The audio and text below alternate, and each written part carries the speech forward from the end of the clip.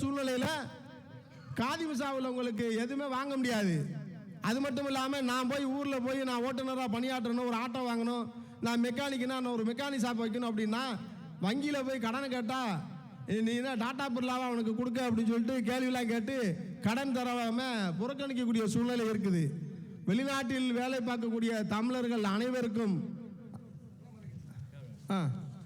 அவரை உண்மையை கைத்தட்டுங்க. அவருக்கு இதெல்லாம் என்ன விழிப்புணர்வுக்காக நீங்க எல்லாம் அந்த இன்சூரன்ஸ் திட்டத்தில் சேருங்க.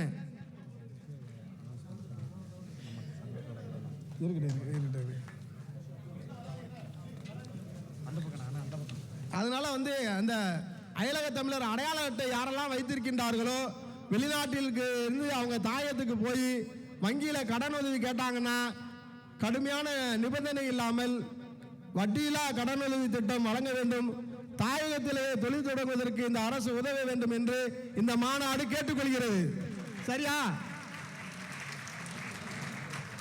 ஏங்க இந்த நிகழ்ச்சி நடத்துறதுக்கு தாங்க எதிர்ப்பு தடை. நாங்கள் நடத்தக்கூடாதுன்னு சொல்லிட்டு பலர் கங்கணம் கட்டிக்கிட்டு இருக்கிறாங்க. அது வேண்டாம்னு நாங்கள் நினைக்கிறோம். நீங்கெல்லாம் கிடையாதுங்க.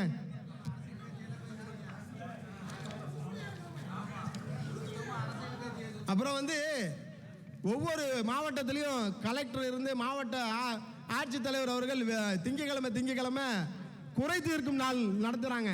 சரிதானே? மாவட்ட மக்கள் குறை தீர்க்கும் நாள் அப்படின்னு வெளிநாடு வாழ் தமிழர்களுக்கு என்று 3 மாதத்துக்கு ஒரு முறை அதாவது வெளிநாட்டில் வாழக்கூடிய தமிழர்கள் மெயினா திருச்சி, கடலூர், திருவாரூர், தஞ்சை இந்த மாதிரி மாவட்டங்களில் மாதத்துக்கு 3 முறை மக்கள் குறை வெளிநாடு வாழ் தமிழர்களுக்கான மக்கள் குறை தீர்க்கும் கூட்டத்தை தமிழ்நாடு அரசு அறிவிக்க வேண்டும்.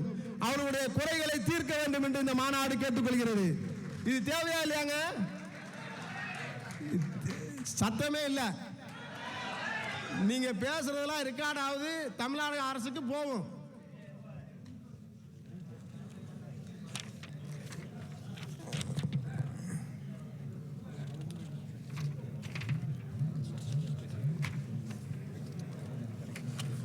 அப்புறம் அதாவது என்னன்னா, இப்போ 2026 சட்டமன்ற தேர்தல் வர இருக்குது. அதன் பின்பு பாராளுமன்ற தேர்தல் வர இருக்கின்றது. அப்படிப்பட்ட சூழ்நிலையில் இதுவரைக்கும் நமக்கு வாக்குரிமையே இல்லை.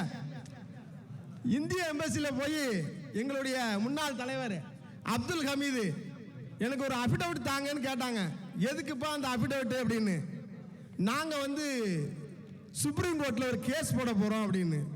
ஐயோ, எதுக்குப்பா போட போகிற? எங்களுக்கு வாக்குரிமை வேண்டும், எங்களுக்கு வாக்குரிமை வேண்டும். நான் வெளிநாட்டில் இருக்கேங்கிறதுக்கு ஒரு அப்ரூவ்டு வேணும்னா இந்திய தூதரகம் எனக்கு சான்றிதழ் தந்தாதான் நான் வழக்கு தொடக்க முடியும் அப்படின்னதும் அப்புறம் தந்துட்டாங்க. பல கேள்விகள் கேட்டு தந்துட்டாங்க. வழக்கும் பதியப்பட்டிருக்குது. அது ஆந்திராவை சேர்ந்த ஒருத்தர் அது முந்தி கொண்டு அந்த வழக்கை போட்டு அது முன்கூட்டியே தீர்ப்பு வாங்கிட்டாரு. எப்படி? வெளிநாட்டில் வாழக்கூடிய இந்தியர்களுக்கு வாக்குரிமை அளிக்கலாம், ஆனால் தேர்தல் கமிஷன் மத்திய அரசு அது முடிவு செய்ய வேண்டும் என்று அறிவித்து விட்டது.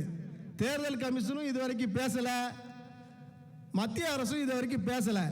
வரக்கூடிய பாராளுமன்ற தேர்தலையும் சட்டமன்ற தேர்தலையும் வெளிநாட்டில் வேலை பார்க்கக்கூடிய ஒட்டுமொத்த இந்தியர்கள், குறிப்பாக தமிழர்கள் வாக்களிக்கக்கூடிய உரிமையை தமிழ்நாடு அரசு மத்திய அரசு சொல்லி வலியுறுத்தி இந்த ஓட்டுரிமையை வாங்கி தரணும்.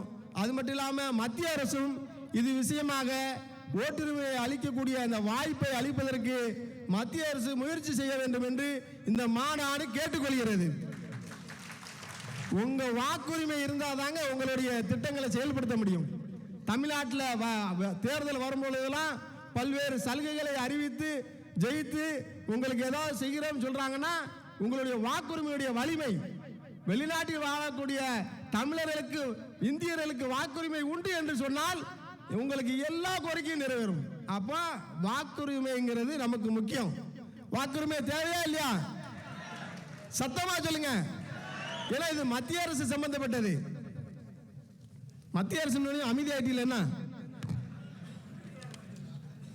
அப்புறம் வெளிநாட்டில் மரணிக்கக்கூடிய சகோதரர்கள், குறிப்பாக சவுதியிலலாம் இப்போ மதியனெல்லாம் மதியண்ணன் அன்பரசன் எல்லாம் கிட்டத்தட்ட 30 ஆண்டுகளுக்கு மேலாக இங்கே மூத்த முன்னோடி, அதாவது சேவை பணிகளை செஞ்சதில் இப்போ இன்றைய வரைக்கும் அந்த பயணிச்சுட்டு இருக்காங்கன்னா அந்த இருவர்கள். அப்போல்லாம் அதிகமாக அமைப்புகள் கிடையாது, தமுமுக, இந்த டிஎன்டிஜே, டிஎம்சிஏ இவங்க தான் செய்தாலும் கூட அந்த மக்களுக்கான பணிகளை முன்னெடுத்து செஞ்சது. இன்றைக்கி நிறைய அமைப்புகள் இருக்கிறாங்க. அப்போ அவங்களோட நம்மளும் பயணிச்சிருக்கிறோம். அண்ணன் மதியண்ணனை கூட நான் நிறைய பயணிச்சிருக்கக்கூடிய சூழ்நிலை என்னென்னா, இப்போ குவைத்தில் வந்து இன்றைக்கி ஒருத்தர் இறந்துட்டாருன்னா நாளைக்கு அனுப்பிவிட்டுடலாம். அந்த குவைத்து தேசத்துக்கு நன்றி சொல்லணும். நன்றி சொல்லணுமா வேண்டாமா? ஆனால் சவுதியில் இறந்தா 1 மாதத்துலேருந்து 2 மாதம் 3 மாதம் ஆகும், உடல் போகாது. ஒவ்வொரு மதத்திற்கென்று ஒவ்வொரு சடங்குகள் இருக்கிறது. அந்த உடல்கள் அந்த நாட்டில் இருக்கக்கூடிய சூழ்நிலையில் அவங்கள அதாகப்படுவாங்க, அழுவாங்க, அந்த குடும்பமே கண்ணீரில் இருக்கும். அப்போ அதுக்கான ஒரு சூழ்நிலைக்கு தீர்வுக்கு என்ன வழி? உண்மையிலேயே குவைத்து தேசத்திற்கு நாம் எவ்வளோதான் நன்றி சொன்னாலும் காணாது. அதே மாதிரி சவுதி போன்ற இன்ன பிற நாடுகளிலும் குறைஞ்சது 1 வாரத்திலேயாவது அந்த உடலை அனுப்புறதுக்கு மத்திய அரசு முயற்சிக்க வேண்டும் என்று இந்த மாநாடு கேட்டுக்கொள்கிறது.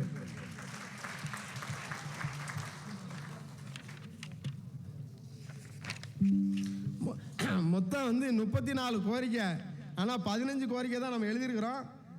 இன்னொன்று என்னென்னா, நம்ம குவைத் தமிழ் இஸ்லாமிய சங்கத்தினுடைய பொதுச் செயலாளர் அண்ணன் கலீல் பாக்கவி அவர்கள் நிறைய தீர்மானங்கள்லாம் நமக்கு தந்திருக்கிறாங்க. இதெல்லாம் பேசுப்பா அப்படின்னு.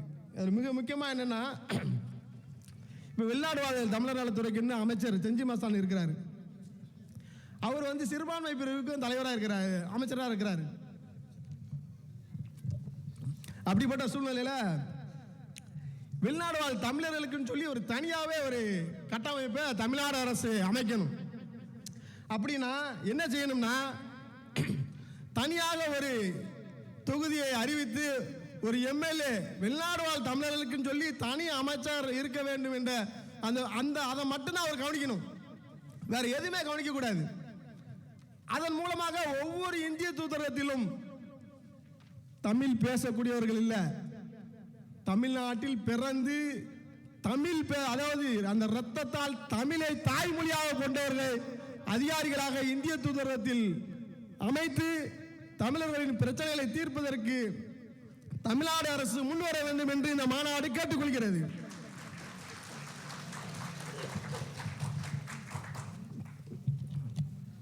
அதாவது 2 தமிழர்கள் தூக்கு தண்டனைக்காக குவைத்தில் இருக்கும் பொழுது அப்போ மதியண்ணெல்லாம் அதுக்கு முயற்சி பண்ணாங்க. நம்ம திருவாரூர்லாம் கடையரப்புலாம் நடத்தணும். ஏன் சொல்ல வரேன்னா, அந்த தமிழருக்கு வந்து பொது மன்னிப்பு வந்து குவைத் அரசு கொடுத்துருச்சு. ஆனால் 5 வருடம் 6 வருடமாக சிறையிலே இருந்தார்கள். மதியண்ணன் கூட இப்போ எவ்வளவோ போராடியாச்சு, ஏன் தெரியல விடுதலை செய்ய மாட்டேங்காங்க அப்படின்னு. ஆனால் பாருங்க, கேரளாக்காரன் சவுதியில் ஒருத்தன் ஒரு குத்தி கொண்டுட்டான்னு சொல்லிட்டு இழப்பீட்டை கொடுத்து 10 நாளில் கூட்டு போயிட்டாங்க. எப்படி 10 நாளில் கூட்டு போயிட்டாங்க. ஆனால் நம்ம இதில் ஏன் அப்படி இருக்குது? அப்போ அதுக்கு தான் தனியாக ஒரு எம்எல்ஏ அதுக்குன்னு ஒரு துறையாக இருக்கணும். வேற துறை சார்ந்து இருந்தால் அந்த கவலை வராது. தமிழனா இருக்கணும், தமிழ் பேசக்கூடியவனா இருக்கக்கூடாது, தமிழ்நாட்டில் பிறந்தவனா இருக்கணும். உங்களுக்கு அப்பந்தான் அவன் நம்ம வழியை உணர்ந்துக்கிடுவான். நான் போய் தூதரகத்தில் போய் எனக்கு பிரச்சனைன்னு சொல்லி நான் அழுதம்னா என் வழி என்னன்னு அவனுக்கு தெரியும்.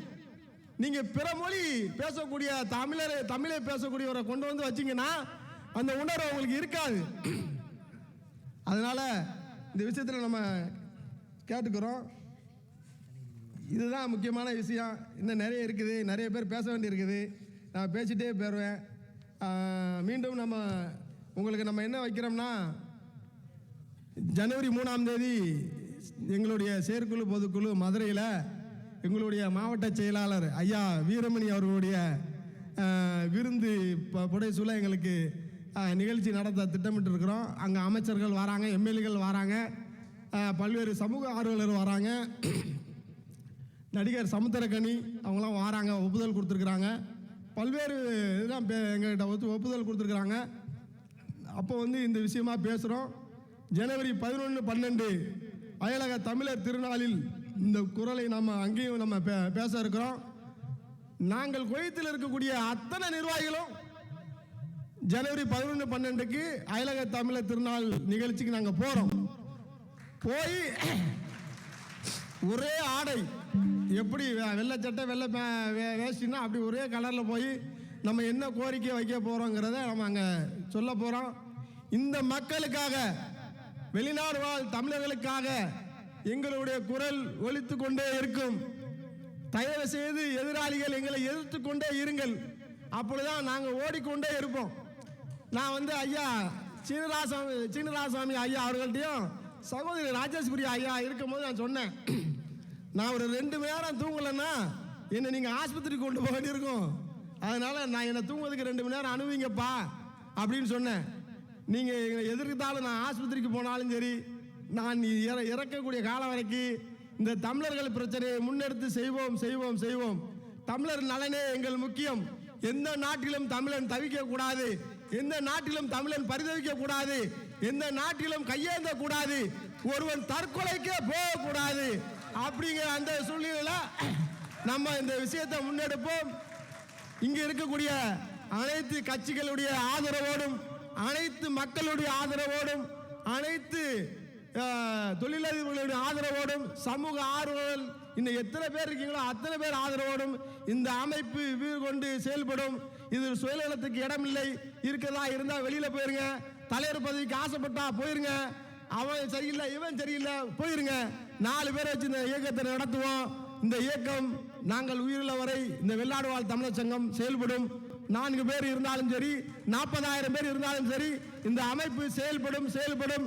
வாய்ப்பளித்ததற்கு நன்றி பாராட்டி, வாழ்க தமிழ், வளர்க தமிழ்நாடு என்று என்னுடைய கோஷத்தை கூறிக்கொண்டு, தமிழ்நாடு அரசு நாங்கள் வைத்திருக்கும் கோரிக்கையை நிறைவேற்ற வேண்டும் என்று கூறி விடைபெறுகின்றேன். நன்றி.